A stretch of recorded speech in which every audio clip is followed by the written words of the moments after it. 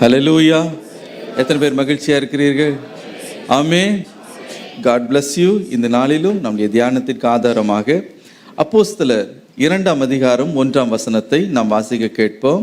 அப்போஸ்தலர் 2:1. பெந்தெகோஸ்தே என்னும் நாள் வந்தபோது அவர்கள் எல்லாரும் ஒருமனப்பட்டு ஓரிடத்தில் வந்திருந்தார்கள். பெந்தெகோஸ்தே என்னும் நாள் வந்த பொழுது அவர்கள் எல்லோரும் ஒருமனப்பட்டு ஒரு இடத்தில் வந்திருந்தார்கள். ஹல்லேலூயா. பெந்தெகோஸ்தே என்னும் நாள் வந்தபோது, இன்னைக்கு பிரியமானவர்களே, நாம் அறிந்தபடி இன்றைக்கு கிறிஸ்தவம் எங்கும் பெந்தெகோஸ்தே நாள் அனுசரிக்கப்பட்டு வருகிறது என்பதை நாம் அறிந்திருக்கிறோம். இந்த நாளின் விசேஷம் என்ன என்று நீங்கள் கேட்பீர்கள் என்றால், யோவேல் 2ஆம் அதிகாரம் 28ஆம் வசனம், அப்போஸ்தலர் 2:17 வாசிக்கிறது போல, பரிசுத்த ஆவியானவர் மாம்சமான யாவர் மேலும் ஊற்றப்பட்ட நாள்தான் இந்த நாள். ஹல்லேலூயா. எனக்கு பிரியமானவர்களே, மாம்சமான யாவர் மேலும், அதாவது எல்லாவர் மேலும், எந்த மதமாக இருந்தாலும் சரி, எந்த இனமாக இருந்தாலும் சரி, எந்த மொழி பேசுகிறவர்களாக இருந்தாலும், எந்த தேசத்தாராக இருந்தாலும் சரி, மாம்சமான யாவர் மேலும் பரிசுத்த ஆவியானவர் ஊற்றப்பட்ட ஒரு நாள். இதை சொல்லும் பொழுது ஒருவேளை உங்களுடைய இருதயத்தில் ஒரு கேள்வி எழலாம். அப்படி என்றால் பழைய ஏற்பாட்டு காலத்தில் பரிசுத்த ஆவியானவர் ஊற்றப்படவில்லையா? பழைய ஏற்பாட்டு காலங்களில் பரிசுத்த ஆவியானவர் கிரியை செய்யவில்லையா? பெந்தெகோஸ்தே நாளிலே தானே அவர் ஊற்றப்பட்டார் என்று நீங்கள் ஒருவேளை கேட்கலாம். எனக்கு பிரியமானவர்களே, ஆவியானவர் பாருங்கள், அவர் ஆதி துவங்கி அவர் கிரியை செய்து கொண்டுதான் இருக்கிறார். உலகம் சிருஷ்டிக்கப்பட்ட அந்த ஆதி சமயத்திலிருந்து வேதத்தில் நாம் வாசிக்கும் பொழுது முதல் நபர் யார் என்று நாம் பார்ப்போம் என்றால், ஆவியானவருடைய கிரியையை நாம் பார்க்க முடியும் உலக சிருஷ்டிப்பின் பொழுதில். நீங்கள் ஆதியாகமம் 1ஆம் அதிகாரம் 1-2 வசனங்களை வாசித்து பார்க்கும்போது வேதம் சொல்லுகிறது, ஆதியிலே தேவன் வானத்தையும் பூமியையும் சிருஷ்டித்தார். பூமியானது ஒழுங்கின்மையும் வெறுமையுமாய் இருந்தது. ஆழத்தின் மேல் இருள் இருந்தது. தேவ ஆவியானவர் ஜலத்தின் மேல் அசைவாடிக் கொண்டிருந்தார். தேவ ஆவியானவர் ஜலத்தின் மீது அசைவாடி கொண்டிருந்தார். ஆகவே ஆதியிலேயே உலகமானது சிருஷ்டிக்கப்படுகிற அந்த வேளையில் ஆவியானவர் உலகத்தின் மீது அசைவாடி தமது சிருஷ்டிப்பின் கிரியையை செய்ததை நாம் பார்க்க முடியும். மாத்திரமல்ல, பழைய ஏற்பாட்டு காலத்திலும் எத்தனையோ பேர் மேலே ஆவியானவர் இறங்கி தமது கிரியையை நாம் செய்ததையும் நாம் காண முடியும். ஆனால் என்னவென்றால், பழைய ஏற்பாட்டு காலத்தில் பரிசுத்த ஆவியானவர் மாம்சமான யாவர் மேலும் ஊற்றப்படவில்லை. வெறும் யூதர்கள், அதில் சில விசேஷித்தவர்கள், ராஜாக்கள், ஆசாரியர்கள், இன்னும் தீர்க்கதரிசிகள், இந்த குழுவினர்கள் மீது மாத்திரம் பரிசுத்த ஆவியானவர் பிரத்யேகமாக ஊற்றப்பட்டதை நாம் பார்க்க முடியும். எல்லாருமே பரிசுத்த ஆவியினாலே நிரப்பப்பட்டார்கள் என்பதை நாம் காணவே முடியாது. அதில் எப்படி அந்த நாட்களில் ஒருவரை அபிஷேகிப்பார்கள் என்றால், ஒரு விசேஷித்த எண்ணெயை, பரிசுத்த எண்ணெயை அவர்கள் ஆயத்தம் பண்ணி, இப்போ ராஜாவின் பதவி எடுக்கிற அந்த நபராக இருக்கட்டும், அல்லது ஒரு தீர்க்கதரிசியோ அல்லது ஒரு ஆசாரியனாக ஒருவனை அந்த பதவியில் நிலைநிறுத்துவதற்கு முன்பதாக இந்த பரிசுத்த எண்ணெயினாலே அவனை அபிஷேகம் பண்ணுவார்கள். இந்த எண்ணெயானது பரிசுத்த ஆவியானவருக்கு அடையாளமாய் இருந்தது. யார் மேலே அந்த பரிசுத்த எண்ணெய், அபிஷேக எண்ணெய் வார்க்கப்படுகிறதோ அவர்கள் மீது மாத்திரம் பரிசுத்த ஆவியானவர் வந்து நிலைத்திருப்பார். அவர்கள் மூலமாய் தமது கிரியையை அவர் செய்வார். உதாரணத்திற்கு சங்கீதம் 89:20 நீங்கள் வாசித்து பார்க்கும்போது, 1 சாமுவேல் 16:13 நீங்கள் வாசித்து பார்க்கும்போது, சாமுவேல் தீர்க்கதரிசி தாவீதை தேடி வந்தார். அவன் மீது இந்த பரிசுத்த எண்ணெயாகிய அபிஷேக எண்ணெயை அவன் மீது ஊற்றி இஸ்ரவேலின் மீது ராஜாவாக அவனை அபிஷேகம் பண்ணினார் என்று வேதத்தில் நாம் வாசிக்க முடியும். அதற்கு பிறகு பாருங்க, ஆவியானவர் தாவீதோடு கூட இருந்து கிரியை செய்ய துவங்கினார். ஆகவே பழைய ஏற்பாட்டு காலத்துலலாம் ராஜாக்கள், ஆசாரியர்கள், தீர்க்கதரிசிகள், இன்னும் சில விசேஷமாய் அழைக்கப்பட்டவர்கள் மீது மாத்திரம் பரிசுத்த ஆவியானவர் இறங்கினார், தமது கிரியையை செய்தார். மாம்சமான யாவர் மீதும், எல்லாரும் மேலும் பரிசுத்த ஆவியானவர் ஊற்றப்படவில்லை. ஆனால் பெந்தேகோஸ்தே நாளில் நீங்கள் வரும் பொழுது வேதம் சொல்லுகிறபடி மாம்சமான யாவர் மீதும், அது யாராக இருந்தாலும் சரி, அனைவர் மேலும் பரிசுத்த ஆவியானவர் ஊற்றப்பட்டார். ஹல்லேலூயா. அதே பெந்தேகோஸ்தே நாளுடைய விசேஷம். இப்போ நீங்கள் கேட்கலாம், ஏன் பழைய ஏற்பாட்டு காலத்தில் மாம்சமான யாவர் மேலும் ஆவியானவர் ஊற்றப்படலை, ஏன் பெந்தேகோஸ்து நாளில் மாத்திரம் ஆவியானவர் மாம்சமான யாவர் மேலும் ஊற்றப்பட்டார் என்று நீங்கள் கேட்பீர்கள் என்றால், பழைய ஏற்பாட்டு காலத்தில் இயேசு கிறிஸ்துவின் மாசற்ற தூய விலையேற பெற்ற இரத்தம் மனுக்குலத்தின் பாவ நிவர்த்திக்காக சிந்தப்படாத ஒரு காலம். எனக்கு பிரியமானவர்களே, தூய இயேசுவின் இரத்தம் சிந்தப்படாமல் முழு மனுக்குலத்தின் மீது ஆவியானவர் ஊற்றப்படுவது என்பது ஒரு கூடாத காரியம். இரத்தத்தினாலே சுத்திகரிக்கப்படாமல் பரிசுத்த ஆவியானுடைய அபிஷேகம் உண்டாவது இல்லை. Without the cleansing blood, there is no anointing oil. There is no anointing of the Holy Spirit. ஆகவே மனுக்குலத்தின் பாவம் சுத்திகரிக்கப்படாத வரைக்கும் பரிசுத்த ஆவியானுடைய அபிஷேகம் மாம்சமான யாவர் மீதும் ஊற்றப்பட முடியாது. இதை குறித்து தான் யோவான் 7ஆம் அதிகாரம் 38-39 வசனங்களிலே நாம் வாசிக்க கேட்போம். வேத வாக்கியம் சொல்லுகிறபடி, என்னிடத்தில் விசுவாசமாயிருக்கிறவன் எவனோ அவன் உள்ளத்தில் இருந்து ஜீவ தண்ணீருள்ள நதிகள் ஓடும் என்றார். தம்மை விசுவாசிக்கிறவர்கள் அடைய போகிற ஆவியை குறித்து இப்படி சொன்னார். இயேசு இன்னும் மகிமைப்படாதிருந்தபடியினால் பரிசுத்த ஆவி இன்னும் அருளப்படவில்லை. இயேசு இன்னும் மகிமைப்படாதிருந்தபடியினால் பரிசுத்த ஆவி இன்னும் அருளப்படவில்லை. இயேசு இன்னும் மகிமைப்படாதபடியினால் என்று சொல்லும்போது எதை குறிக்கிறது? இயேசு இன்னும் சிலுவையில் அவர் தமது தூய இரத்தத்தை மனுக்குலத்தின் பாவ நிவர்த்திக்காக இன்னும் சிந்தப்படாததினாலே பரிசுத்த ஆவியானவர் மாம்சமான யாவருக்கும், இயேசு விசுவாசிக்கிற யாவருக்கும் இன்னும் அருளப்படவில்லை என்று நாம் பார்க்கிறோம். யோவான் 12ஆம் அதிகாரம் 23ஆம் வசனத்தில் இயேசு தமது சிலுவை மரணத்தை எதற்கு ஒப்பிட்டு சொன்னார் என்றால், தாம் மகிமைப்படுகிற ஒரு நேரம் என்று சொன்னார். மனுஷகுமாரன் சிலுவையில் அவர் உயர்த்தப்படுவார், மகிமைப்படுத்தப்படுவார் என்று சொன்னார். அந்த சிலுவை பாடு தமது இரத்தத்தை மனுக்குலத்திற்கென்று ஊற்றி கொடுக்கிறாரே, அதை மகிமைப்படுகிற ஒரு அனுபவமாக இயேசு குறிப்பிட்டார். ஆம் பிரியமானவர்களே, இயேசு கிறிஸ்துவின் இரத்தம் சிந்தப்பட்ட பிறகு, அவர் அடக்கம் பண்ணப்பட்டு அவர் அவர் மீண்டுமாக உயிரோடு எழுந்து பிதாவினிடத்தில் அவர் சென்ற பிறகு, அவர் மகிமைப்பட்ட பிறகு, மாம்சமான யாவர் மீதும் ஆவியை அவர் ஊற்றினார். ஹல்லேலூயா. ஆகவே without the shedding of the blood for the remission of sin, there is no anointing of the Holy Spirit. இது புதிய ஏற்பாட்டு காலத்தில் மாத்திரமல்ல, இது நிழலாட்டமாக பழைய ஏற்பாட்டு காலத்திலும் அப்படிதான் இருந்தது என்பதை நாம் அறிந்து கொள்ளலாம். ஒரு ஆசாரியனை ஆசாரிய பதவிக்கு என்று பிரதிஷ்டை செய்வதற்கு முன்பதாக என்ன செய்வார்களாம்? லேவியராகமம் 14ஆம் அதிகாரம் 13 முதல் 18 மாத்திரமல்ல, அவனுடைய வலது கையின் பெரு விரலிலும் அவனுடைய வலது காலின் பெரு விரலிலும் அந்த இரத்தத்தை, ஆட்டுக்குட்டியின் இரத்தத்தை பாவ நிவர்த்திக்காக பூசுவான். பூசின பிறகு, அவனுடைய பாவங்கள் மன்னிக்கப்பட்ட பிறகு ஆசாரியன் என்ன செய்வானாம்? அபிஷேக தைலத்தை, அபிஷேக எண்ணெயை தன்னுடைய விரல்களினாலே தோய்த்து மீண்டுமாக அவனுடைய வலது காதையும் அவனுடைய வலது விரலையும் வலது கால்களில் இருக்கிற பெரு விரலையும் அந்த எண்ணெயினாலே பூசுவான். பூசின பிறகு அந்த அபிஷேக தைலத்தை அவனுடைய சிரசின் மீது, அவன் தலையின் மீது ஊற்றி ஆசாரியனாக அவனை அபிஷேகம் பண்ணுவார்கள். அந்த நிமிடம் முதல் கொண்டு பரிசுத்த ஆவியானவர் அவன் மீது இறங்குவார். அவன் அந்த ஆசாரிய ஊழியத்தை அவன் பயபக்தியோடு கூட அதை அவன் நிறைவேற்றுவான்.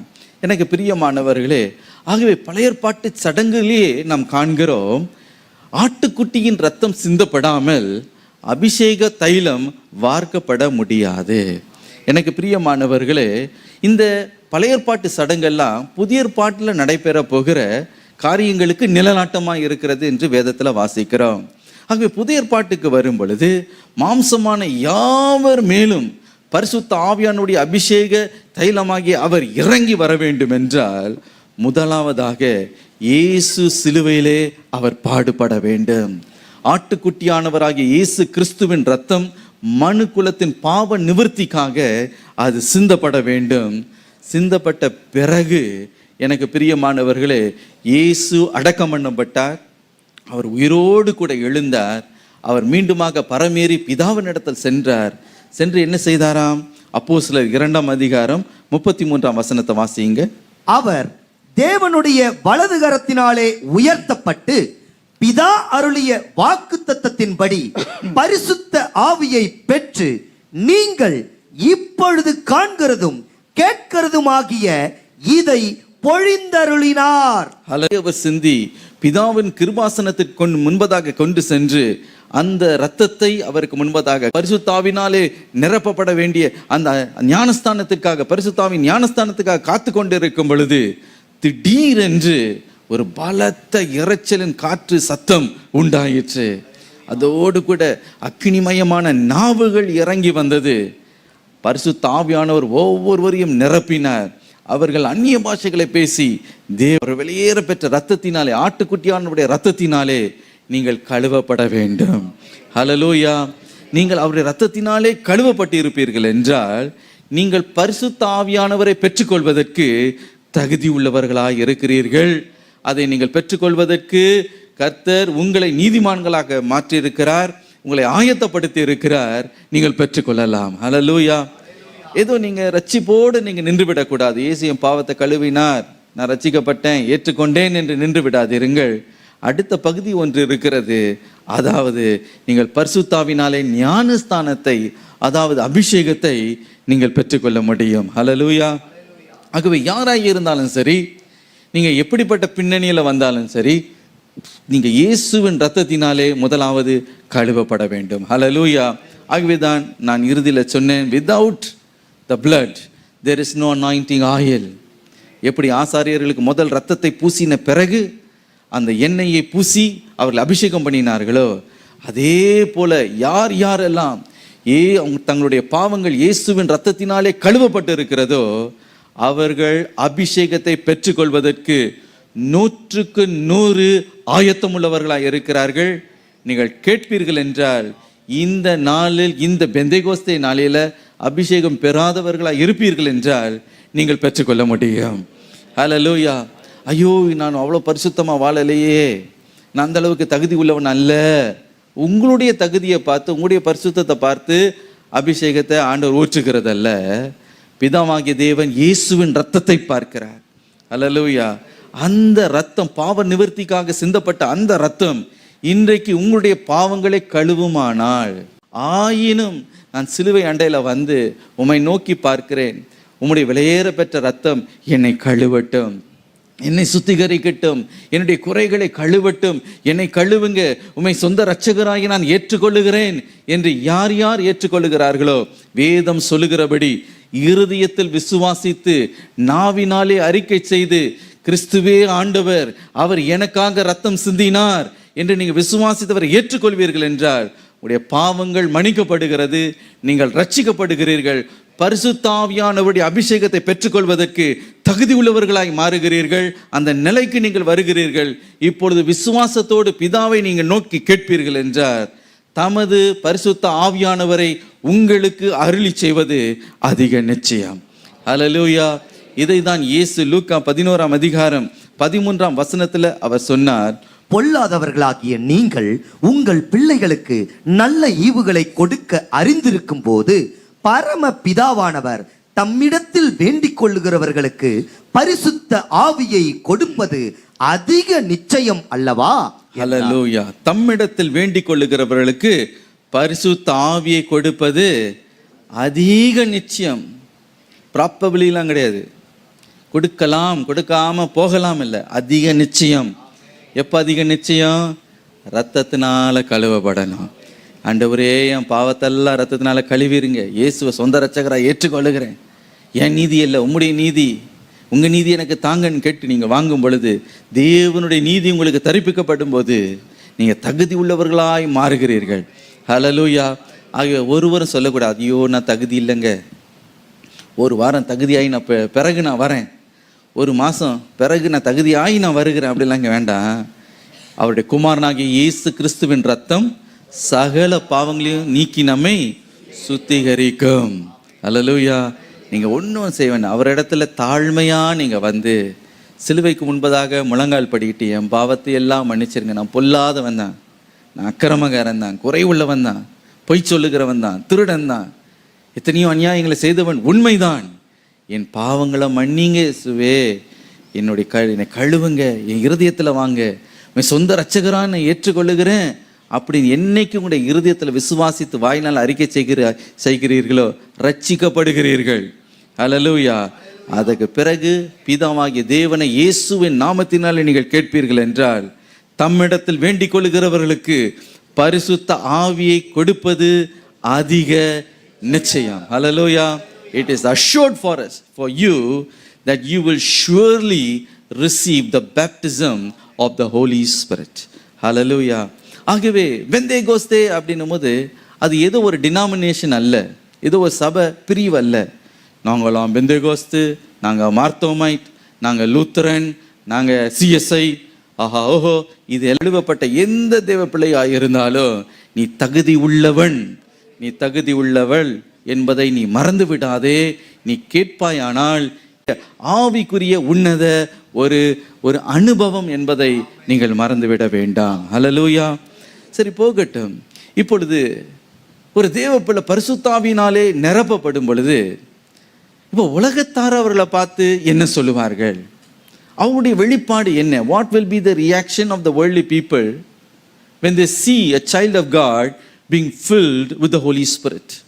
எனக்கு பிரியமானவர்களே, 3 வெளிப்பாடுகளை நாம் பார்க்க முடியும். முதலாவதாக உலகத்தார் பரிசுத்தாவினாலே நிரப்பப்படுகிறவர்களை பார்த்து என்ன சொல்லுவார்கள்? முதலாவதாக அப்போஸ்தலர் 2ஆம் அதிகாரம் 13ஆம் வசனத்தை வாசித்து பார்ப்போம். மற்றவர்களோ இவர்கள் மதுபானத்தினால் நிறைந்திருக்கிறார்கள் என்று பரியாசம் பண்ணினார்கள். இவர்கள் மதுபானத்தினாலே நிறைந்திருக்கிறவர்கள் என்று பரிகாசம் பண்ணினார்கள். உலகத்தார் பரிசுத்தாவினாலே ஒருவன் நிரம்பி இருக்கிறதை பார்க்கும் பொழுது அவங்களுடைய ரியாக்ஷன் என்னன்னா, இவர்கள் மதுபானத்தினாலே இவர்கள் நிரம்பி இருக்கிற, தே ஆர் ட்ரங்க், அவங்க மதுபானத்தினாலே நிரம்பி இருக்கிறார்கள் என்று சொல்லி பரிகாசம் பண்ணுவார்கள். ஆகவே பரிசுத்தாவினாலே ஒருவர் நிரப்பப்படும் பொழுது வெளி தோற்றத்தில் மதுபானம் அணுகினவனை போல, மதுபானம் குடித்தவனை போல அவன் வெளியிலே அவன் காணப்படலாம். மற்றவர்களை பார்த்து பரிகாசம் பண்ணுவார்கள். எனக்கு பிரியமானவர்களே, அந்நிய பாஷை அந்த பெந்தைகோஸ்து நாளில் எல்லாரும் பேசின பொழுது ஒரு கூட்டத்தார் என்ன சொன்னார்கள்? கர்த்தரை மகிமைப்படுத்தினார்கள். இவங்க வெவ்வேறு பாஷையில் கர்த்தரை மகிமைப்படுத்துகிறார்கள் சொல்லி கர்த்தரை அவர்கள் மகிமைப்படுத்தினார்கள். கர்த்தருடைய மகத்துவங்களெல்லாம் அவங்க பேசுகிறாங்களேன்னு சொல்லி ஆச்சரியப்பட்டு தேவனை மகிமைப்படுத்தினார்கள். ஆனால் அடுத்த கூட்டம் ஒன்று இருந்தது. அவங்க மேல் வீட்டறையில் வந்து பார்த்தாங்க, எல்லாரும் சேர்ந்து அந்நிய பாஷை பேசுகிறாங்க.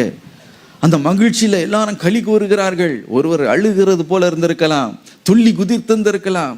ஒரே கேயாட்டிக்காக இருக்குது, ஒரே அலங்கோலமாக இருக்கிறது போன்ற ஒரு காட்சி. இதெல்லாம் பார்த்துட்டு அவங்க என்ன சொன்னாங்க தெரியுமா?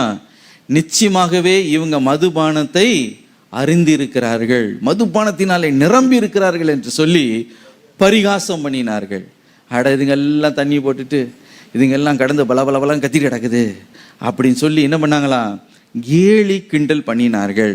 அப்படி கேலி கிண்டல் பண்ணும்போது பேதுரு என்ன செய்தாராம்? அப்போஸ்தலர் 2ஆம் அதிகாரம் 14ஆம் வசனத்தில் 11 பேரோடு கூட அவர் எழுந்து நின்று அங்கே இருக்கிற கூடியிருக்கிற ஜனங்களெல்லாம் பார்த்து, யூதர்களே, எருசலேமில் வாசம் பண்ணுகிற எல்லாம் குடிகளே, எல்லாரும் பார்த்து சொன்னார், இவர்கள் எல்லாம் மதுபானத்தினாலே இவர்கள் நிறைந்திருக்கவில்லை.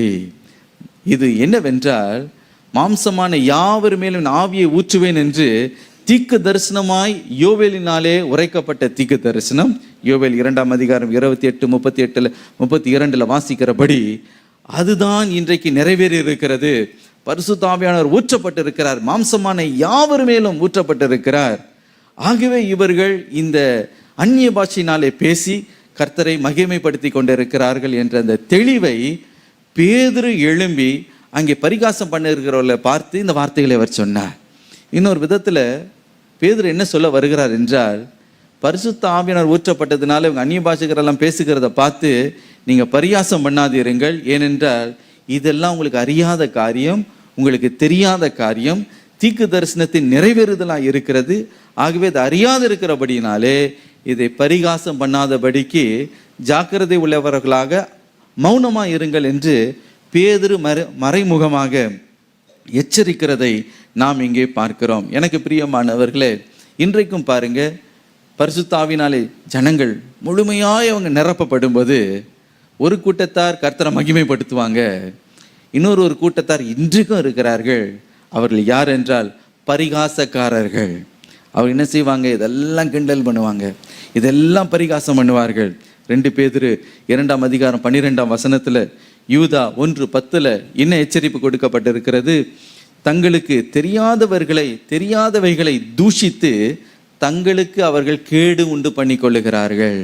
அவங்களுக்கு தெரியாத ஒரு விஷயம், ஏன் அந்நிய பாஷை பேசுகிறாங்க, எதற்காக இவங்க பேசுகிறாங்க, ஏன் இப்படி கத்துறாங்க, இதனால என்ன என்று புரியாமல் பரிகாசம் பண்ணுகிறதுனால, தெரியாத காரியத்தை தூஷிக்கிறதுனாலே தங்களுக்கு தாங்களே கேடு உண்டு பண்ணி கொள்ளுகிறார்கள் என்று வேதம் சொல்லுகிறது. இயேசுவானவருடைய ஊழியத்தையும் அப்படி தான் கிண்டல் பண்ணினார்கள். நீங்கள் மத்தேயு 12ஆம் அதிகாரம் 32ஆம் வசனத்தில் இயேசு பரிசுத்தாவின் வல்லமையினாலே பிசாசுகளை துரத்தினார், அதிசயங்களை அற்புதங்களையும் செய்தார். அப்போ சில யூத கூட்டத்தார் வந்து இயேசு செய்கிற அற்புதத்தெல்லாம் பார்த்து அவங்க பரிகாசம் பண்ணினார்களாம். என்ன சொல்லி பரிகாசம் பண்ணினார்கள்? இவர் சாத்தானுடைய தலைவனை கொண்டு சாத்தானை துரத்துகிறார், பிசாசின் வல்லமையினாலே பிசாசுகளை துரத்துகிறார் என்று சொல்லி இயேசுவை பரிகாசம் பண்ணினார்கள். அப்போ இயேசு என்ன சொன்னார்? மனுஷகுமாரனுக்கு விரோதமாய் சொல்லப்படும் எந்த வார்த்தையும் மன்னிக்கப்படும், ஆனாலும் பரிசுத்த ஆவிக்கு விரோதமாக பேசப்படும் எந்த தூஷணமாக இருந்தாலும் இம்மையிலும் மறுமையிலும் ஒரு காலமும் மன்னிக்கப்படாது. ஹல்லேலூயா.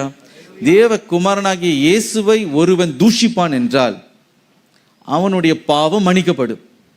இயேசுவை மற்றவங்க கேவலமாக திட்டி பேசுகிறாங்களா, அவங்களுடைய பாவம் மன்னிக்கப்பட்டு போகும். ஆனால் யார் ஆவியானவரை, பரிசுத்த ஆவியானவருக்கு விரோதமாக தூஷண வார்த்தைகளை பேசினால் இம்மையிலும் அவனுக்கு மன்னிப்பில்லை, மறுமையிலும் அவனுக்கு மன்னிப்பில்லை. ஆகவே என்னுடைய தாழ்மையான வேண்டுகோள் என்னவென்றால், ஒருவேளை இந்த காரியங்கள் உங்களுக்கு புரியாது இருந்தால், இது தெரியாது இருந்தால், பேதுரு அப்போஸ்தலன் சொன்னது போல தெரியாத காரியங்களை, அறியாத காரியங்களை நீங்கள் தூஷிக்காமல் இருப்பது உங்களுக்கு நலம். ஹல்லேலூயா. என்னால் அந்நிய பாஷையே அதோடைய இன்னொரு பேர் என்ன தெரியுமா? பரிகாச உதடு. நீங்கள் ஏசாயா 28ஆம் அதிகாரம் 11 - 12 வசனங்களை வாசித்து பார்ப்பீர்கள் என்றால், கர்த்தர் தாமே சொன்னார், இந்த ஜனத்தோடு பரிகாச உதடுகளினாலும் அந்நிய பாஷையினாலும் இந்த ஜனத்தோடே பேசுவார். எப்படி பேசுவார்? பரிகாச உதடுகளினாலும் அந்நிய பாஷைகளினால். அப்ப அந்நிய பாஷை பேசும் பொழுது 4 பேர் என்னதான் பண்ணுவாங்க? பரிகாசம் பண்ணதான் சொல்லுவாங்க. என்ன சொல்லுவாங்க? இவர்கள் எல்லாம் மதுபானம் குடித்திருக்கிறார்கள். பிரியமான பெந்தேகோஸ்தே நாளில எல்லாத்தையும் சொன்னாங்க. எல்லா ஜனங்களும் ஆர்ப்பரித்து கர்த்தரை துதித்து அந்நிய பாஷைகளை பேசும் பொழுது, இந்த பரிகாச உதடுகளினாலே அந்நிய பாஷைகளினாலே பேசும் பொழுது, ஒரு கூட்டத்தார் கேலி கிண்டல் அவர்கள் செய்து சொன்னார்கள், இவர்கள் எல்லாம் மதுபானத்தினாலே இவர்கள் நிறைந்திருக்கிறார்கள். ஆகவே ஒரு காரியத்தை நாம் அறிந்து கொள்ள முடியும்.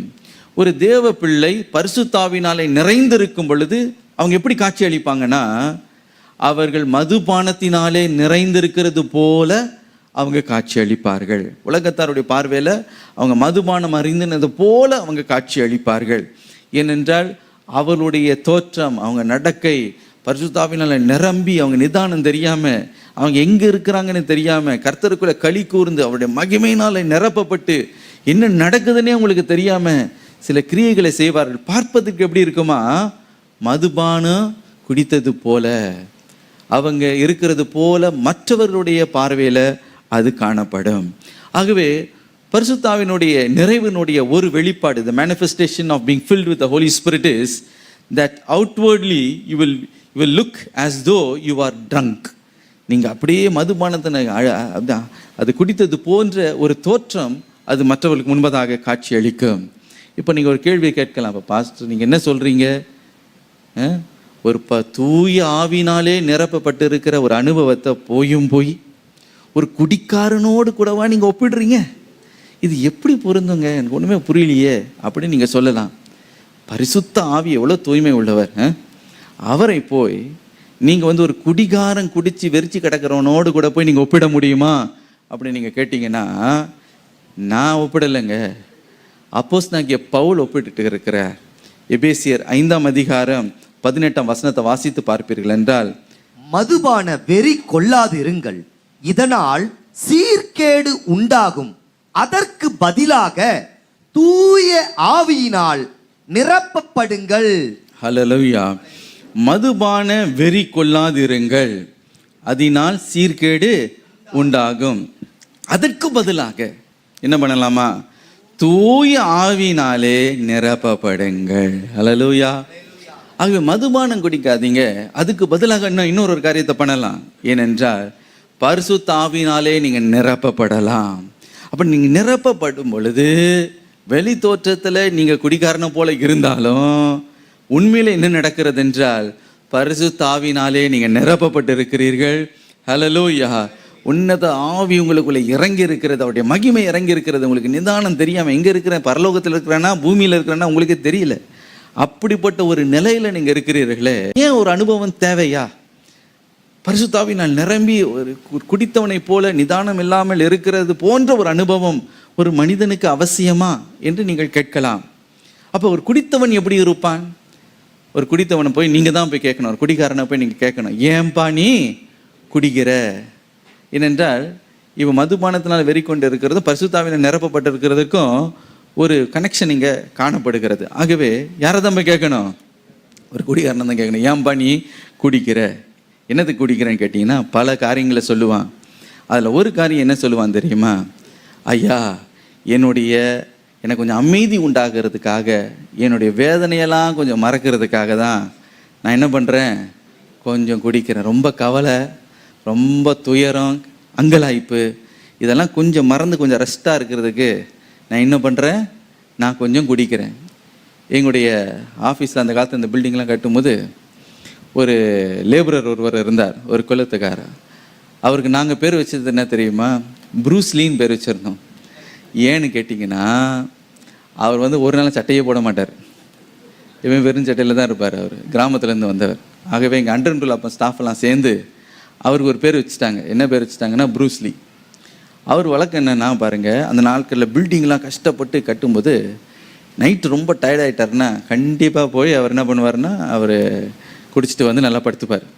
இப்போ நாங்களாம் கேட்போம் அவர்கிட்ட, ஏன்பா ஏங்க ப்ரூஸ்லி ஐயா நீங்கள் குடிக்கிறீங்கன்னு கேட்டால், நாளெல்லாம் உழைக்கிறேன், மேலே எங்களையும் செங்கலையும் ஏற்றி இறக்கி கடுமையாக உழைக்கிறேன், சரீரத்தில் ஒரே வலி வேதனை, இந்த வலியெல்லாம் கொஞ்சம் மறக்கணும், மனசில் கவலை, கடன் பிரச்சனை, அது இது, தன்னுடைய மனைவி அவங்க சுகவீனம், இதெல்லாம் கொஞ்சம் மறக்கிறதுக்காக ஐயா நான் கொஞ்சம் குடிச்சிட்டு அப்போவாது எனக்கு என்ன பண்ண இருக்கும், தற்காலிகமாக எனக்கு கொஞ்சம் இளைப்பாறுதல் கிடைக்கும், டெம்பரரி ரிலீஃப், அதற்காக தான் நான் குடிக்கிறேன் என்று சொல்லுவார்.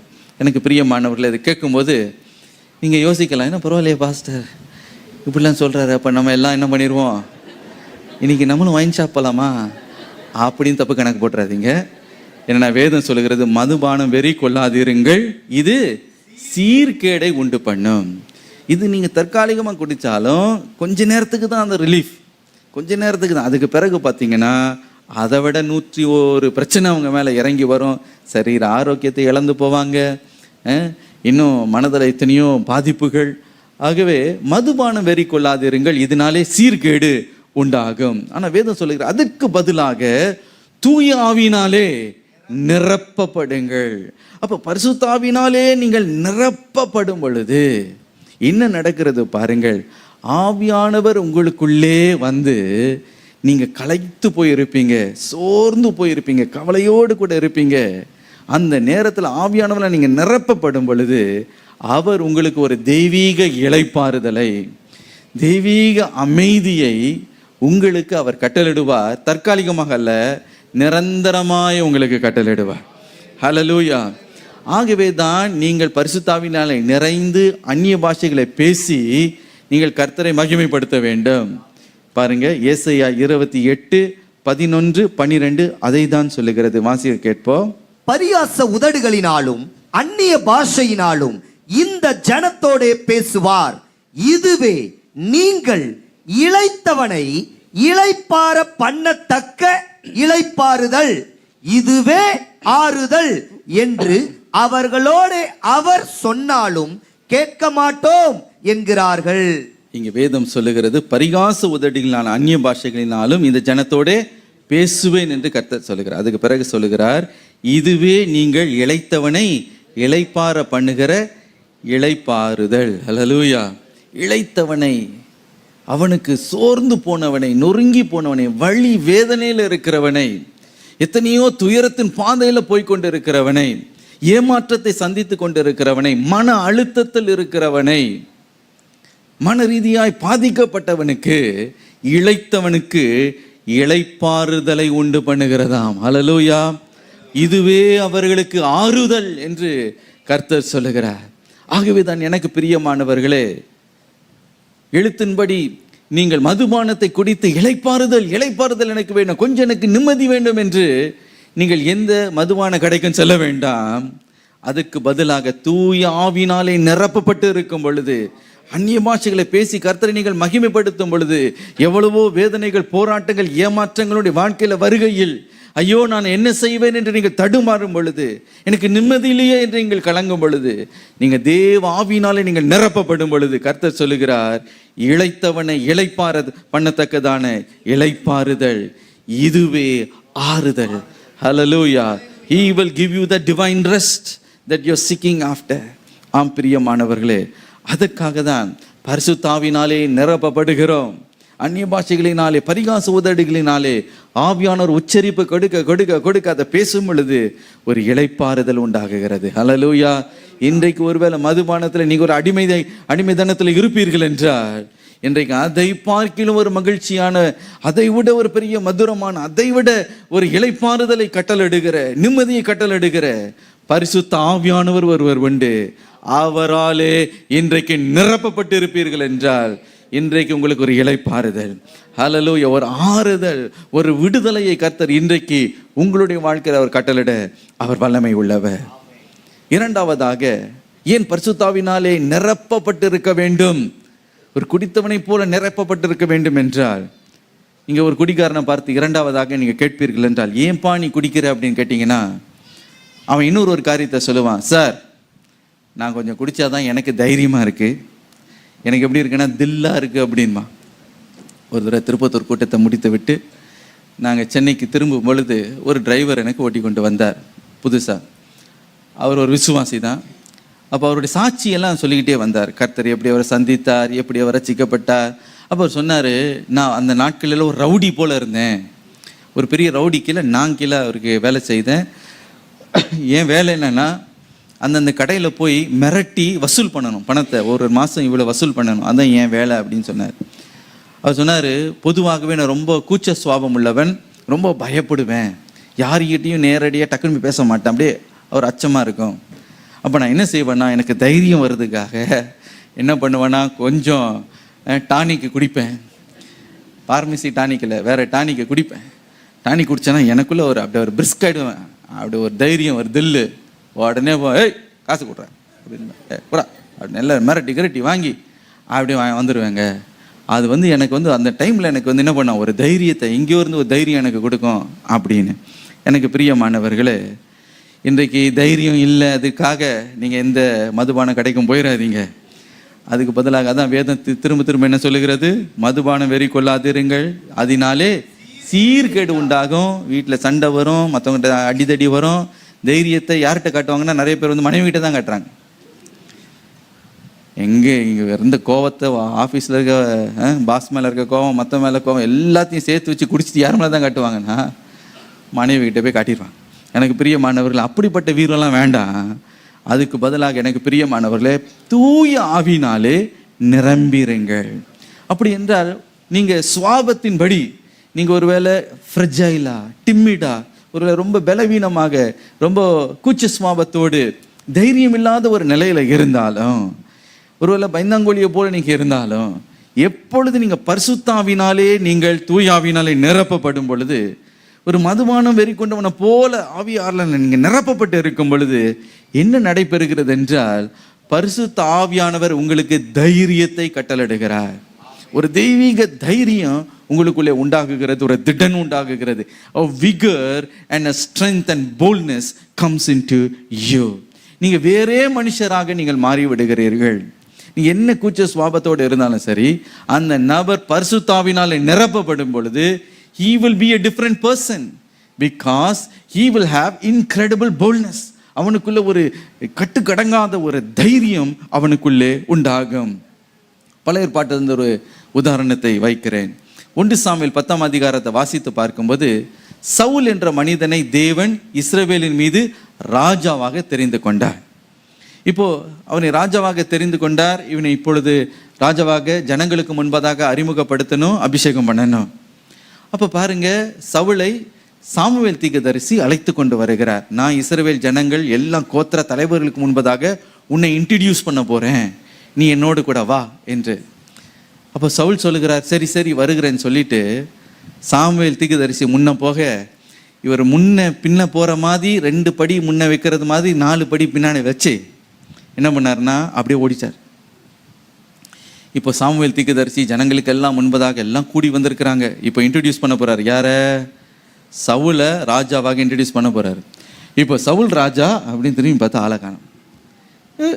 கூட தானே வந்தா தம்பி எங்கே போனாருன்னு பார்த்தா காணும். இப்போ எல்லாம் கேட்குறாங்க, எங்கே யார் அந்த ராஜா அப்படின்னு. ஏன் அப்படின்னா சவுலுக்கு அவ்வளோ பயம். தன்னை ராஜாவை மாற்ற போகிறாங்க, அத்தனை பேருக்கு நிறுத்த போகிறாங்க, கை தொடலாம் நடுங்குது அவருக்கு. நடுங்கின பயத்தில் அவர் என்ன செய்தார்னா, எப்பா என்ன விட்டுருங்க, இந்த ராஜா இதெல்லாம் எனக்கு வேணான்னு சொல்லிட்டு ஓடி போய் கிடங்குகள் மத்தியில் ஒரு இடத்துல ஸ்டோர் ஹவுஸில் போய் என்ன பண்ணாராம், ஒளிஞ்சு கொண்டு இருந்தார். அங்கே போய் ஒளிந்து மறைந்து கொண்டு இருந்தார். என்ன விட்டுருங்க தயவு செய்து விட்டுருங்க, வேண்டாம். சில பேர் வந்து சாட்சி சொல்லுங்கன்னு சொல்லி கூப்பிடுவாங்க. வேண்டாம் நாளைக்கு சொல்கிறேன், இன்னொரு நாள் சொல்கிறேன் அப்படின்வாங்க. நான் ப்ராக்டிஸ் பண்ணிட்டு வந்து நான் சொல்கிறேன் அப்படின்வாங்க. ஏன்னா அவங்களுக்கு அந்த தைரியம் இல்லை, டக்குன்னு வந்து சொல்கிறதுக்கு என்ன இல்லை, தைரியம் இல்லை, கூச்ச சுவாபம், பயந்த சுவாபம். அதே போல் இந்த பாவம், இந்த சவுல் என்ன தெரியுமா சொன்னார், ஐயையோ என்னை விட்டுருங்கப்பா, எனக்கு ராஜாவும் வேண்டாம், பதவியும் வேண்டாம், சிங்காசனம் வேண்டாம், நான் எங்கள் அப்பாவுடைய கழுதியே நான் போய் மேய்க்கிறேன், என்னை விட்டுருங்க தயவு செய்துன்னு அவர் ஓடி போய் ஒழிஞ்சிக்கிட்டார். இப்போது சவுல் தீர்க்கதரிசி ஜெபிக்கிறார், ஆண்டவரே எங்கே இந்த சாமுவேல் தீர்க்கதரிசி ஜெபிக்கிறார், எங்கே இந்த சவுல் அப்படின்னா ஆண்டவர் சொல்கிறார், இங்கே தான் ஒளிஞ்சிருக்கிறான் அப்படின்னு. ஆளை அனுப்பி அவர் அப்படியே பிடிச்சி தூக்கிட்டு வராங்க. ஐயோன்னு விட்டுருங்க அண்ணான்னு சொல்லியிருப்பார். ஆனால் தரன்னு இழுத்துட்டு வந்து எல்லாருக்கும் முன்பதாக என்ன பண்ணாங்கன்னா இந்த சவுலை அபிஷேகம் பண்ணினார்களாம்.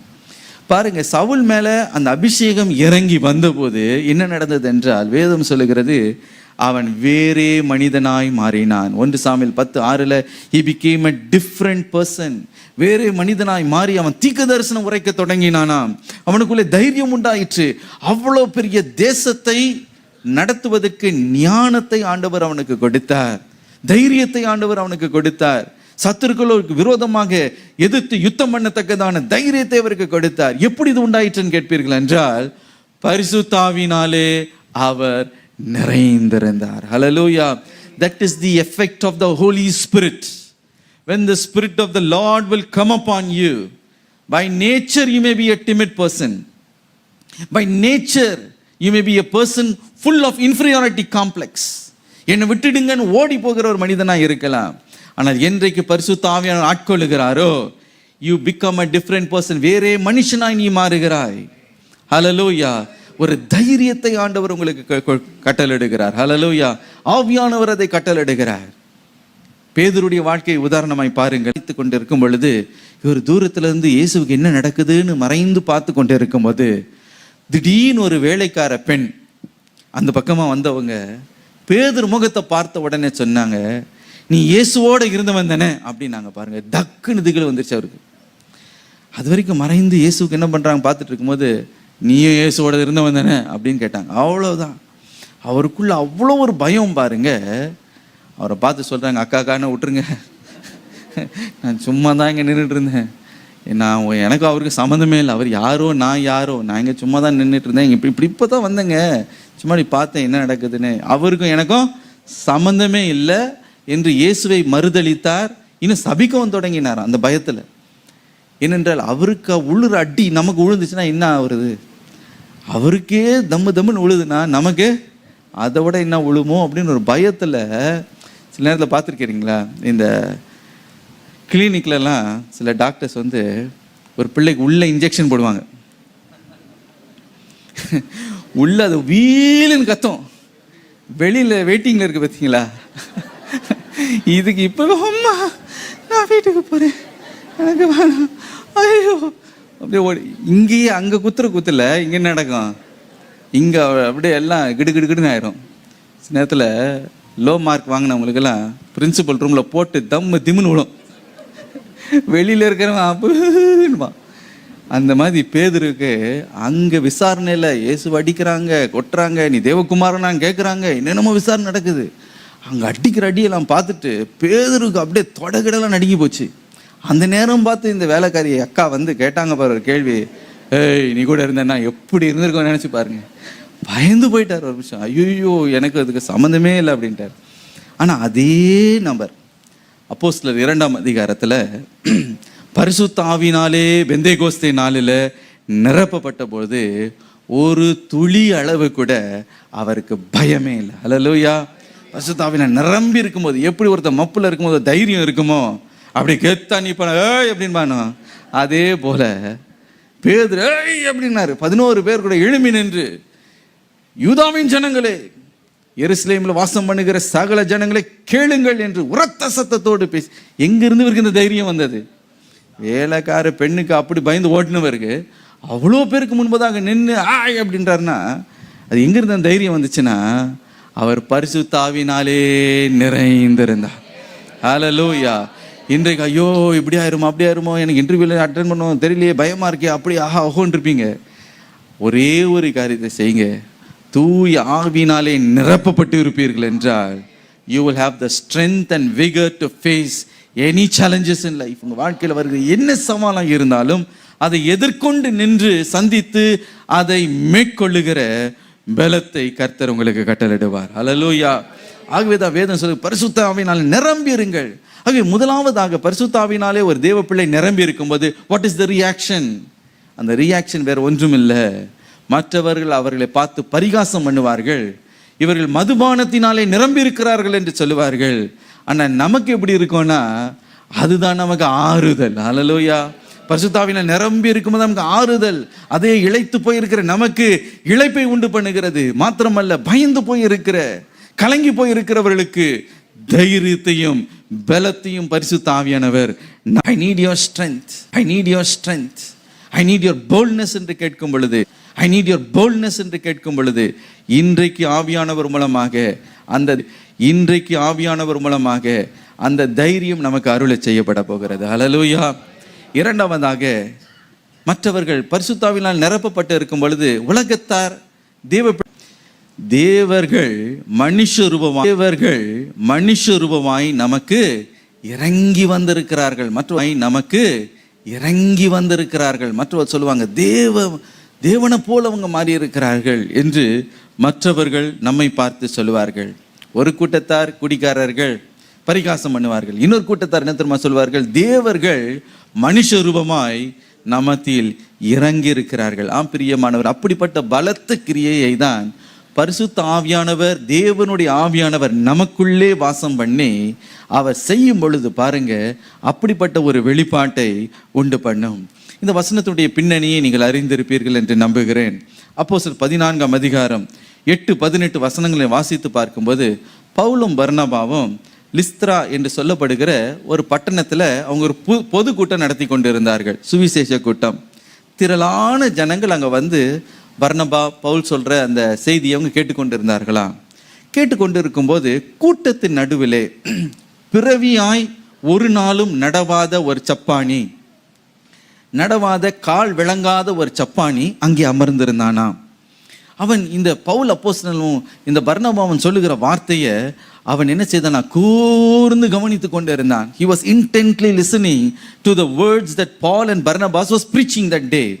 அது அப்படியே கேட்டுக்கொண்டு இருக்கும்போது அந்த வார்த்தையை உட்மாங்க, அதை உட்கொள்ள உட்கொள்ள உட்கொள்ள பாருங்க, அந்த வார்த்தையை கேட்க கேட்க அந்த மனிதனுக்குள்ளே விசுவாசம் எழுந்துட்டு வேதம் சொல்லுகிறது. அப்பொழுது பவுல் உற்று பார்த்து ரட்சிப்புக்கேற்ற விசுவாசம் அவனுக்கு உண்டென்று கண்டு, நான் ஆங்கிலத்தில் வாசித்து பார்ப்பீர்கள் என்றால், அவன் குணமடையத்தக்கதான விசுவாசம் அவனுக்குள்ளே இருக்கிறதை பவுல் கண்டார். அப்படின்றால் பவுல் பிரசங்கித்து கொண்டு இருக்கும்போது ஜனத்தை அப்படியே பார்க்கிறாரு. ஒவ்வொரு முகத்தை பார்க்கும்போது திடீர்னு இந்த சப்பானியுடைய முகத்தை பார்க்கிறாரு. இந்த தேவனுடைய வார்த்தை கேட்க கேட்க அவனுக்குள்ள விசுவாசம் எழும்பிற்று. எந்த அளவுக்கு எழும்பிற்றுன்னா, ஆண்டவர் இப்பொழுது என்னை குணமாக்க போகிறார், இன்றைக்கு நான் விடுதலை பெற்றுக்கொள்ள போகிறேன் என்ற அந்த அளவுக்கு விசுவாசம் அவனுக்குள்ள நிரம்பி இருந்ததாம். பாருங்க, தேவனுடைய வார்த்தையை கேட்க கேட்க கேட்க என்ன உண்டாகுமாம்?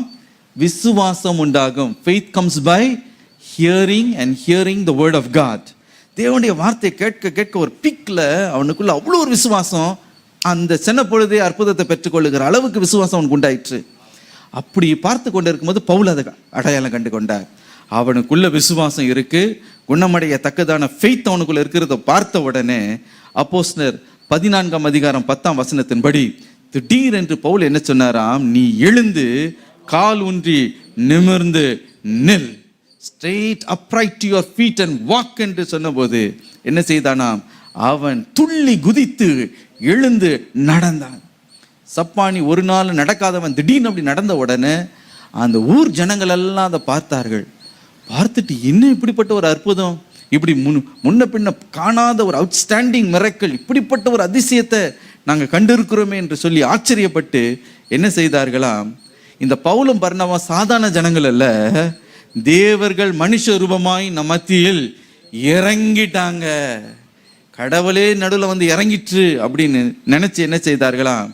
அவர்கள் ஓடோடி அவர்களுக்கு முன்பதாக, நீங்க தேவர்கள், உங்களுக்கு பலியிடணும் என்று சொல்லி மாலெல்லாம் போட தொடங்கிட்டாங்க.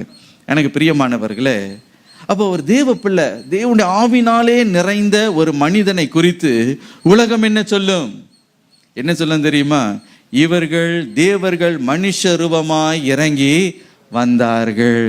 ஆம் பிரியமானவர்களே, ஆவியானவர்களுக்குள்ள பலமாய் கிரியை செய்யும் பொழுது 1 கொரிந்தியர் 12ஆம் அதிகாரம் 1-11 வசனத்தில் குறிப்பிட்டப்பட்டிருக்கிற சகல 9 ஆவியின் வரங்களும் ஒன்றுக்கு பின் ஒன்று உங்களுடைய வாழ்க்கையில கிரியை செய்ய துவங்கும் பொழுது, எனக்கு பிரியமானவர்களே, மனுஷருடைய பார்வையில நீங்கள் எப்படி இருப்பீர்கள் என்றால், தேவர்கள் மனுஷ சாயலாய் பூமியிலே இறங்கி வந்ததை போன்ற ஒரு தோற்றமுடையவர்களாக அவருடைய பார்வையில நீங்கள் காணப்படுவீர்கள். ஹல்லேலூயா.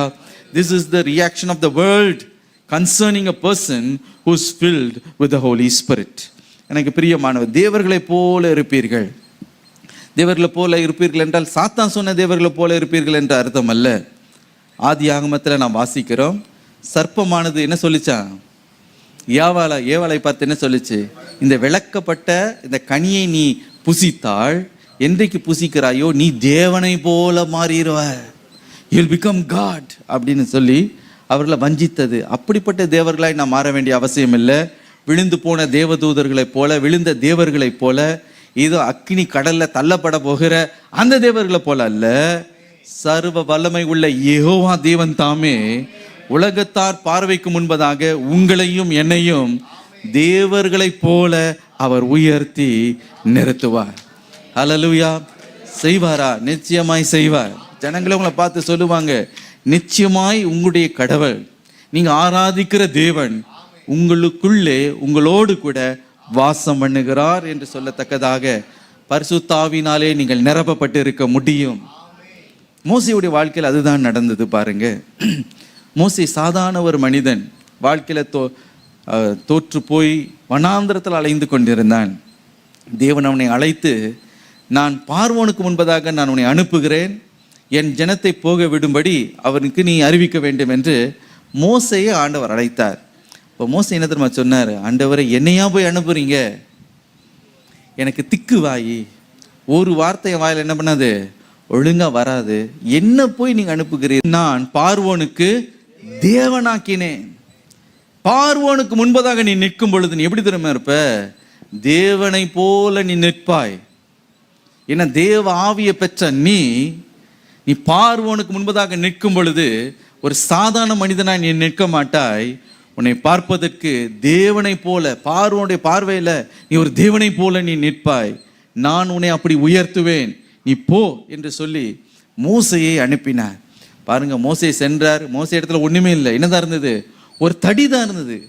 ஒவ்வொரு நாள் அந்த தடியோடு கூட போய் அரண்மனைக்கு போய் பார்வோனை பார்த்து, அவ்வளோ பெரிய ஒரு ராஜ்யம், அவ்வளோ பெரிய ஒரு இராணுவத்தை உடையவன், வல்லமை உடையவன், அதிகாரம் உடையவன், அப்படிப்பட்ட ஆளை ஒரு தடியோடு கொண்டு போய் மிரட்டி விட்டு வருவார். அற்புதத்தின் மேல அற்புதம் நிகழும், அதிசயங்கள் நிறைந்த வாதைகள் மீது வாதைகள் உண்டாயிற்று. தேவனுடைய வல்லமை இந்த மோசையின் மூலமாய் உண்டாயிற்று. பாருங்க, பார்வோனே இந்த மோசையை பார்த்து அவன் பயந்தான். பார்வை தேவனுடைய இந்த பார்வோனுடைய பார்வையில இந்த மோசை எப்படி மாறினான் தெரியுமா? ஒரு தேவனை போல மாறினான். ஹல்லேலூயா.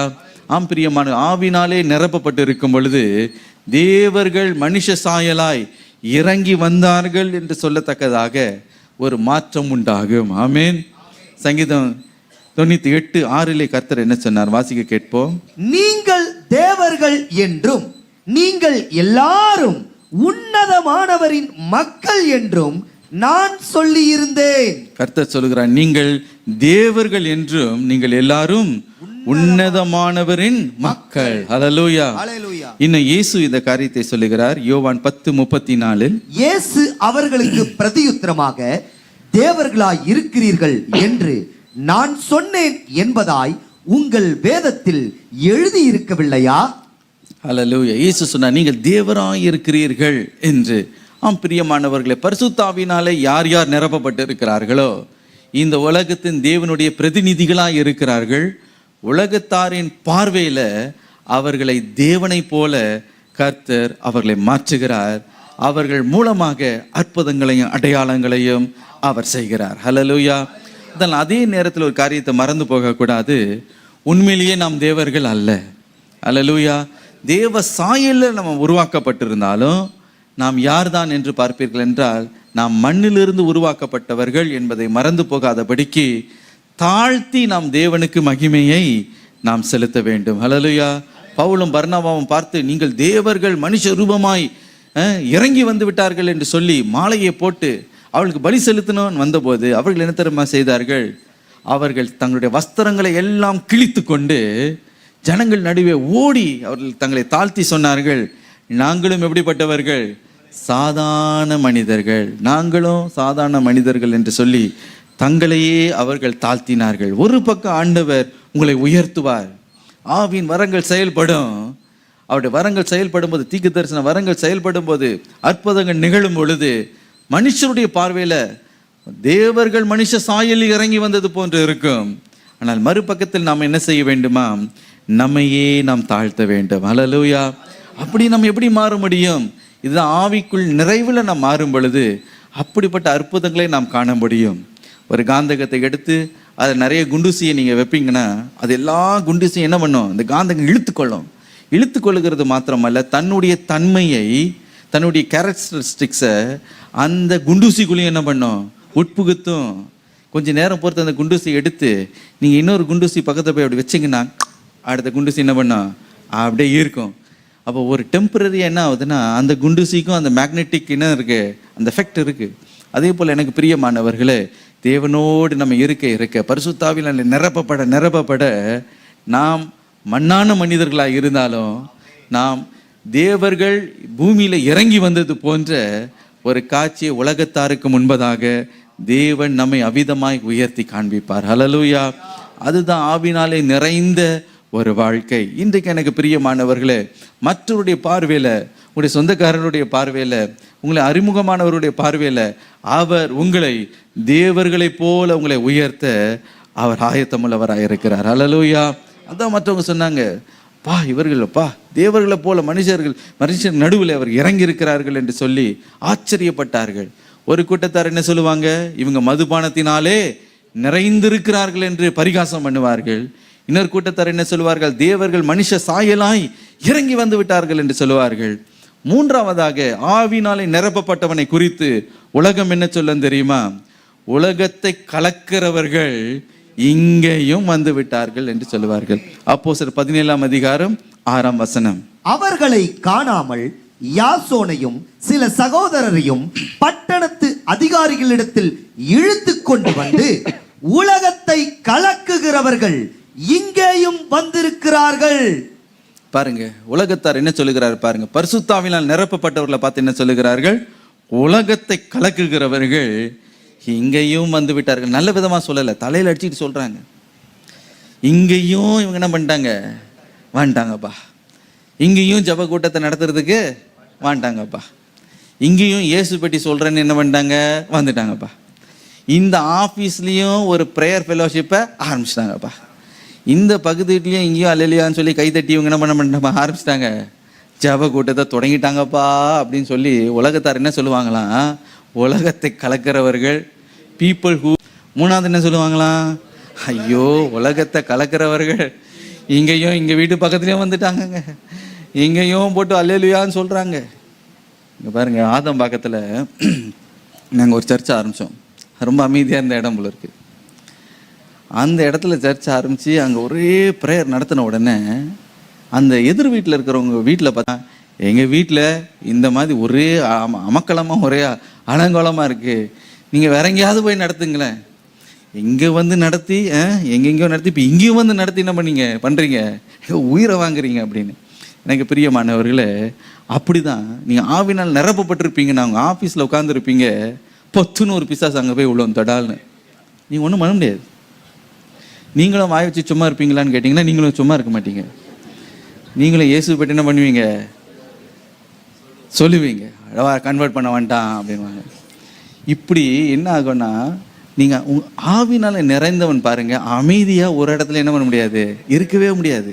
உலகத்தான் ஆவினால் நிரப்பப்பட்ட ஒரு கிறிஸ்தவனை பார்த்து என்ன தெரியுமா சொல்லுவான்? ஐயோ, உலகத்தை கலக்கிறவர்கள் அல்லேலூயா போடுறவங்க எங்களும் வந்துட்டாங்களா அப்படின்னு கண்டிப்பாக சொல்லுவாங்க.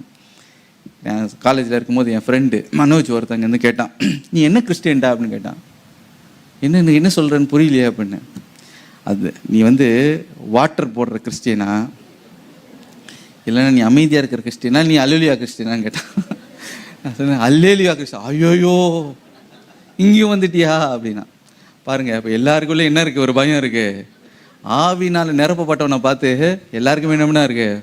ஒரு பயம் இருக்க தான் செய்யுது. பாருங்கள், இதுதான் நடந்தது. பாருங்கள், அப்போஸ்தலர் காலத்தில் 17ஆம் அதிகாரத்தை வாசித்து பார்க்கும்போது பவுலும் சீலாவும் தெசலோனிக்கா என்று சொல்லப்படுகிற ஒரு பட்டணத்துக்கு போனாங்க. அங்கே அமைதியாக இருப்பாங்கன்னு நினச்சி பார்த்தீங்களா? இல்லை, ஆவினால் நிரப்பப்பட்டவங்க அமைதியாக இருப்பாங்களா? அங்கே போய் ஊழியத்தை பயங்கரமாக செய்து சுவிசேஷத்தெல்லாம் சொல்லி அங்கே பக்தி உள்ள நிறைய கிரேக்கிய ஜனங்கள் திரளாய் ஆண்டவரை ஏற்றுக்கொண்டார்களாம். மாத்திரம் அந்த பட்டணத்தில் இருக்க கனம் பொருந்தின ஸ்திரீகள் எல்லாம் இயேசுவை ஏற்றுக்கொண்டார்கள். இதெல்லாம் யார் பார்த்து கொண்டிருந்தாங்கன்னா, விசுவாசியாத யூதர்கள் பார்த்து கொண்டிருந்தார்களாம். பார்த்து அவங்க ரட்சிக்கப்படலை, அவங்க ஆண்டவரை ஏற்றுக்கொள்ளலை. இப்படி நடக்கிற கிரியெல்லாம் பார்த்து அவங்களுக்கு ஒரே பொறாமை மாத்திரமல்ல, இந்த ஜனங்களை, இந்த பவுலியும் சீலாவையும் இந்த ஊரை விட்டே துரத்தணும்னு சொல்லி இவங்க அந்த பட்டணத்தில் இருக்கிற அந்த மார்க்கெட்டுக்கு போய் அங்கே இருக்கிற எல்லா ரவுடிகள் வீணர்கள் எல்லாம் கிளப்பி எல்லாம் சேர்த்து கொண்டு என்ன பண்ணாங்கன்னா, ஒரு பெரிய கலவர கும்பலை கொண்டு வந்து அந்த பட்டணத்திலேயே ஒரு பெரிய கலங்கத்தை உண்டு பண்ணினார்கள். பெரிய ஒரு ரயட்டே வந்துருச்சு அந்த பட்டணத்தில். மாத்திரமல்ல, இப்போ பவுலியும் சீலாவும் பிடிக்கும்படி அவங்க வந்தாங்க. வரும்போது பார்த்தீங்கன்னா, யோசேனான்ற இந்த இந்த யாராவது ஜெய்சன் என்று சொல்லப்படுகிறவருடைய வீட்டில் தான் பவுல் கூடியிருந்தார். அங்கே இருக்கிறாரா பவுலை போய் பிடிக்கலான்னு போனால் அங்கே அவர் இல்லை. அதுக்கு பதிலாக பவுலையும் சில சகோதரர்களையும் அங்கே இருக்கிற ஜெய்சனையும் அங்கே இருக்கிற சகோதரர்களையும் பிடித்து அவரை தரன்னு இழுத்துட்டு போய் போலீஸ் ஸ்டேஷன் கொண்டு போகிற மாதிரி அந்த பட்டணத்தின் நகரத்தின் தலைவர்கள் இடத்துல கொண்டு போய் என்ன தெரியுமா சொன்னாங்க? உலகத்தை கலக்கிறவங்க, the people who make the world upside down, they have come here also, இங்கேயும் வந்துட்டாங்க அப்படின்னாங்க. ஆகவே எனக்கு பிரியமானவர்களே, உண்மையிலேயே பரிசுத்த ஆவியினால நிரப்பப்பட்டு இருப்பீர்கள் என்றால் நீங்கள் எப்படி தான் மாறுவீங்கன்னா, உலகத்தை கலக்கிறவர்களா நீங்கள் மாறுவீங்க. ஏன் அப்படின்னு கேட்டிங்கன்னா, உங்கள் தப்பு இல்லை. உங்கள் தப்பா? என் தப்பா? இல்லை. யார் தப்புன்னா, தப்புன்னு சொல்ல முடியாது. யாருடைய கிரியைனா, பரிசுத்த ஆவியானவருடைய கிரியை. அல்லேலூயா. அவர் அமைதியாகவே இருக்க மாட்டார். உள்ளே இருந்தார் என்ன பண்ண மாட்டார், அமைதியாக இருக்க மாட்டார். நீங்கள் டீசெண்டாக இருக்கணும், இன்றைக்கி நம்ம ரொம்ப கரெக்டாக இருக்கணும், நம்ம ஏன் மற்ற வம்புக்கு போகணும், நம்ம பாட்டு அமைதியாக இருப்போம், அல்லையில ஸ்தோத்திரம் நீங்கள் இருக்க முடியாது. நீங்கள் வண்டியில் போயிட்டுருப்பீங்க, ட்ரெயினில் போயிட்டுருப்பீங்க, ஆவியானவர் உணர்த்துவார், என்னை பற்றி சொல்லு, கிறிஸ்துவை பற்றி சொல்லு அப்படின்னு உந்திக்கிட்டே இருப்பார். He won't keep quiet. அமைதியாகவே இருக்க மாட்டார். என்னென்னா பரிசுத்த ஆவியானவருடைய ஒரு பெரிய கிரியை என்னென்னா, இயேசு அவர் மகிமைப்படுத்தி கொண்டே இருப்பார். இயேசுவை மகிமைப்படுத்தாமல் பரிசுத்த ஆவியானவர்னால அமைதியாக இருக்கவே முடியாது. இயேசு சொன்னார், அவர் என்னை மகிமைப்படுத்துவார், பரிசுத்த ஆவியானவர் என்னை மகிமைப்படுத்துவார். அப்புறம் பரிசுத்த ஆவியானவர் நிரம்பி இருக்கும்போது ஒருவரால் சும்மா இருக்க முடியாது. என் தங்கச்சி என்ன நினைவு கூறுக எங்கே தான் இருக்கிறா, எங்களுடைய நம்ம சர்ச்சில் தான் இருக்கா. அவள் ரட்சிக்கப்பட்டு தான் பாருங்க, அபிஷேகம் பெற்றது தான் பாருங்க, அவனால் சும்மா இருக்க முடியல. ஸ்கூலில் இருக்கிறவங்க எல்லாருக்கும் சுவிசேஷத்தை சொல்லி எல்லாரையும் ரட்சிப்புக்குள்ளே நடத்தி, அந்த ஸ்கூலுக்குள்ளேயே ஒரு பெரிய ஜப கூட்டத்தை நடத்தி, என் தங்கச்சி இது குறை சொல்லாதீங்க, அது ஃபுல் அண்ட் ஃபுல் அது யாருக்கு காரணம் அப்படின்னு பார்த்தீங்கன்னா, உள்ளே இருக்கிற ஆவியானவர் செய்கிற எங்கே இங்கே தான் இருக்கிற, எங்கே இருக்க என் தங்க, இங்கே ட்விங்கிள் பால்கனியில் இருக்காங்களா, வேர் ஆர் யூ ட்விங்கிள்? ஏன்னு கேட்டிங்கன்னா, இது என்னால் உண்டானதல்ல, ஆவியானவர் ஒருவன் ஆவியானவரை நிரப்பப்பட்டிருந்தா அவங்க எந்த பகுதியில் இருந்தாலும் அவங்க சும்மா இருக்க முடியாது. உலகத்தை கலக்கிறவர்கள் இங்கேயும் வந்து விட்டார்கள், அவரால் சும்மா இருக்க முடியாது. எரேமியாவுடைய வாழ்க்கையை பார்க்கும்போது அவர் ஆவியானவராலே நிரப்பப்பட்டார். ஆண்டவர் சொன்னார், உன்னை நான் தீர்க்கதரிசியாய் மாற்றி இருக்கிறேன். எரேமியா பாருங்க, ரொம்ப டீசெண்டாக இருக்கணும்னு விரும்புகிற ஒரு இளம் வாலிபன். ஆகவே என்ன சொன்னார், உங்களுடைய வார்த்தையை சொன்னால் பிரச்சனை வரும், வேண்டாம் அப்படின்னு அமைதியாக இருக்கிறாரு. ஆனால் ஆவியானவர் உந்துதுனாலே அங்கே போய் எல்லார் இடத்துலையும் ஆண்டோடைய வார்த்தையை சொல்ல போய் எல்லாரும் அவரை பகைத்து வெறுத்து அவரை வந்து ரொம்ப மனமடி வாங்கிக்கிட்டாங்க. அதனால் எரேமியா சொல்லிட்டார், ஆண்டவர்கிட்ட சொன்னார், ஆண்டவரே உங்கள் வார்த்தையை சொல்ல சொன்னீங்க, நான் சொன்னதுனால என்னாச்சு, எனக்கு அவமானம், மற்றவங்க எல்லாம் என்னை கேவலமாக பேசுகிறாங்க, அதனால இனிமே உங்களுடைய வார்த்தையை என்ன பண்ண மாட்டேன், பேசவே மாட்டேன். இன்னிலிருந்து ஆண்டவரே, காட் ப்ராமிஸ், உங்களுடைய வார்த்தையை என்ன பண்ண மாட்டேன், பேசவே மாட்டேன்ட்டார். ஆனால் நடந்தது என்ன பாருங்க, எரேமியா 20:9 வாசித்து பார்க்கறது போல, எவ்வளவுக்கு எவ்வளோ வார்த்தையை பேச மாட்டேன்னு உள்ளே வச்சுக்கிட்டு இருந்தாரோ, அந்த வார்த்தை அவர் அக்கினியை போல அவருடைய எலும்புகளுக்குள்ளே பற்றி எரிந்து கொண்டு இருந்ததாம். அதனால அவர் இளைத்து போய்விட்டார். ஒரு பாயிண்ட்ல என்னாச்சுன்னா, இதுக்கு மேலே என்னால் சும்மா இருக்க முடியாது. அந்த ஃபயர், அந்த ஆவியானுடைய அக்கினி, அந்த ஆவியானவருடைய அந்த வைராக்கியத்தின் அக்கினி அவரை உந்தி தள்ள ஒரு பாயிண்ட்ல அவரால் தாங்க முடியாம வாய்களை திறந்து பேச தொடங்கினார். பாருங்க, தீர்க்க தரிசன வார்த்தைகள் டகடகடகடன் கடந்து வந்தது, அந்த தேசத்தையே அசைத்தது என்று நாம் பார்க்கிறோம். ஆம் பிரியமானவர்களே, உலகத்தை கலக்கிறவர்களாக கர்த்தர் இன்றைக்கு உங்களை மாற்றி இருக்கிறார். You want to be a very decent person, you want to be a very quiet person, but if you are filled with the Holy Spirit, you can't help but glorifying Christ with your mouth. உலகத்தை கலக்குகிறவர்கள் இங்கேயும் வந்து விட்டார்கள் என்று உங்களுடைய உறவினர்கள் சொல்லுவார்கள், உங்கள் வீட்டு பக்கத்து வீட்டுக்காரன் சொல்ல போகிறான், வேலை ஸ்தலத்தில் சொல்ல போகிறான். ஏனென்றால் கர்த்தர் உங்களை உபயோகப்படுத்த துவங்குவார். ஹல்லேலூயா. ஒரு பக்கத்தில் சொல்லுவாங்க, ஐயோ உங்க மதுபானம் அருந்தினவர்கள் ஏன் தான் இப்படி கத்துறாங்களோ தெரியல அப்படின்னு அவங்க சொல்லுவாங்க. இவங்க எல்லாம் குடிச்சிட்டாங்களோ என்னமோ தெரியலன்னு சொல்லுவாங்க, பரிகாசம் பண்ணுவார்கள். இன்னொரு பக்கத்தில் என்ன சொல்லுவார்கள், ஐயோ தேவர்கள் மனுஷ ரூபமாய் இறங்கி வந்திருக்கிறார்கள் என்று சொல்லுவார்கள். இன்னொரு கூட்டத்தார் என்ன தெரியுமா சொல்லுவார்கள், உலகத்தை கலக்கிறவர்கள், people who made the world upside down has come here also. அதுதான் ஆவினாலே நிரப்பப்பட்டிருக்கிற, உண்மையிலேயே பரிசுத்தாவினாலே நிரப்பப்பட்டிருக்கிற spirit filled life this is what the world will say concerning you. உங்களை பார்த்து இந்த உலகம் அதை தான் சொல்லும். ஆனால் இன்றைக்கு நீங்கள் சொல்லுவீர்கள் என்றால், நான் இயேசுவின் சுவிசேஷத்தை குறித்து நான் வெட்கப்படுவது இல்லை என்று சொல்லிட்டீங்கன்னா, இன்றைக்கு ஆவியானவர் சொல்வார், அப்பா இவன் தான் எனக்கு வேணும்னு பிடிச்சிக்க போறார். ஹல்லேலூயா. இன்றைக்கு உங்களை ஆட்கொள்ள போகிறார், உங்களை பயன்படுத்த போகிறார், உங்களை மேன்மைப்படுத்த போகிறார். அதில் அப்படியே எழும்பி நிற்போமா? ஹல்லேலூயா.